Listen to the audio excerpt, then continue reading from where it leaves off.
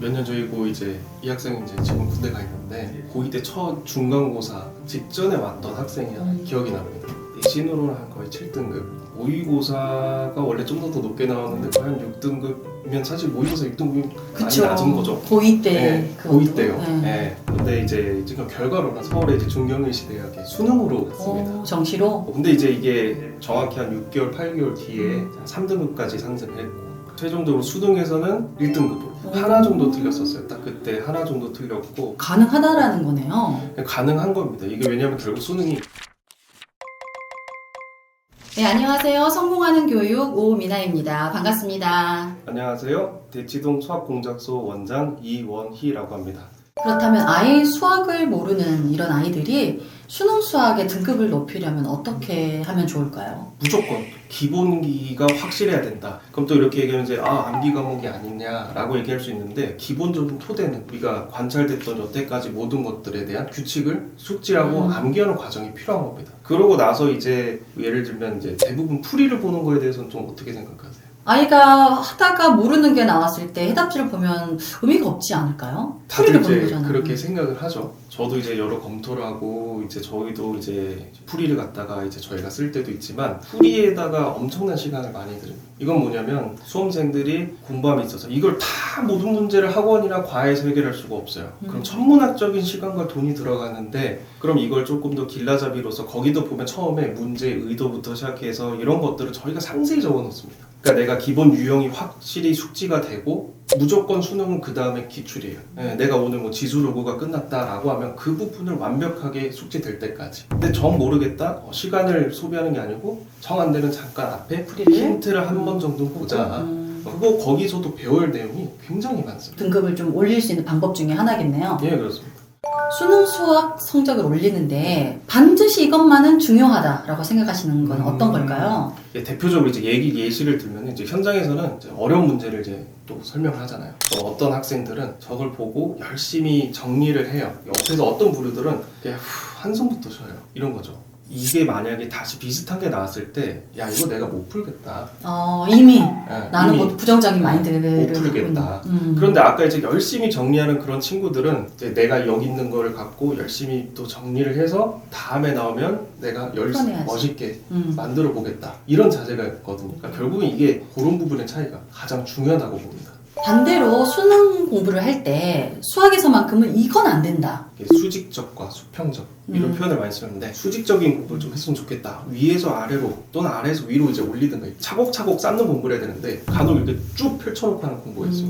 예를 들면 개념서도 이거 저거 갖다 놓고 또 저쪽 학원 문제 뭐 문제집 모의고사 문제집 짝짝 뭐 인강 누구 교재 여기서 딱 개념 했으면 그 다음에 유형 잡고 기출로 올라가서 마지막에 심화하고 EBS도 또 해야 되고 이게 이제 막 난무한 거예요. 그러다 보니까는 공부할 양은 너무 많은데 이것저것 손이 안 가요. 이것도 해야 될 거 같고 저것도 해야 될 거. 또 하나가 이제 학원을 너무 남발해서 다닌다. 예를 들면 이제 고3 같은 경우 제일 많이 펼쳐지는 이제 특징 중 하나가 ABC가 이제 A, B가 학원이라고 치고 C가 과외예요. 근데 이제 A는 예를 들면 큰 대형 강좌, 그쵸. 유명 강좌들 이제 가서 이제 거의 현장 강의를 들어요. 줄 서서 막 들어요.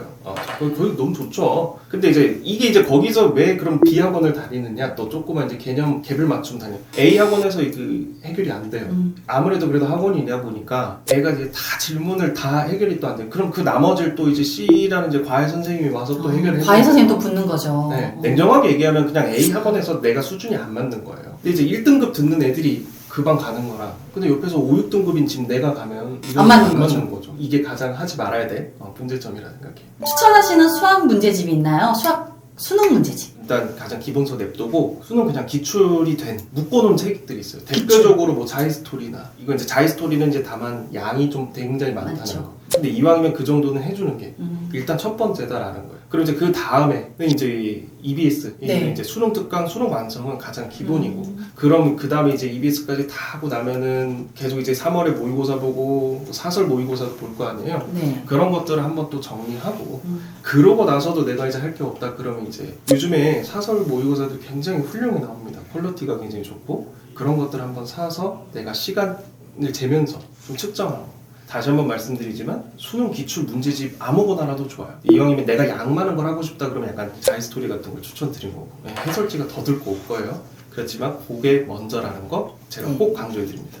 9등급 학생이 이제 그래도 대학을 가야 돼. 그러면 원장님은 혹시 어떤 계획을 이 아이한테 솔루션을 제시해 주실 수 있으세요? 일단은 불가능하지는 않다. 오. 일단 첫 번째로는 지금까지 들여온 물을 다 빼야 돼요. 디톡스라고 그러죠. 네. 제일 여기서 좋은 애들은 백지 상태인 애가 제일 좋아요. 오히려. 네, 네. 봤을 때 이게 좀 심각한 아이들이 가끔 있어요. 수학이 아예 안 되는. 2점짜리가 수능 수학에서 가장 쉬운 문항이라고 말씀드렸는데 이걸 백날해도 안 돼요. 아니 그런 경우는 이제 제가 판단을 하겠죠. 4-5시간씩 해서 이거 뭔가 좀 성과가 보이기 시작하면 그때부터 이제 3점, 4점으로 천천히 그러면서 역시 다시 말씀드렸지만 그 수능 기출 문제를 해서 그 친구들은 남들이 3회 됐으면 이 친구는 5번 도는 게 맞겠죠. 이런 식으로 해서 좀 끈기 있게 기다려주면서 올라가는 게 가장 좋다. 일단 그 자기 자신의 현재 위치를 알고 내 상황을 아는 자기 객관화가 제일 잘 돼 있으면 좋겠다.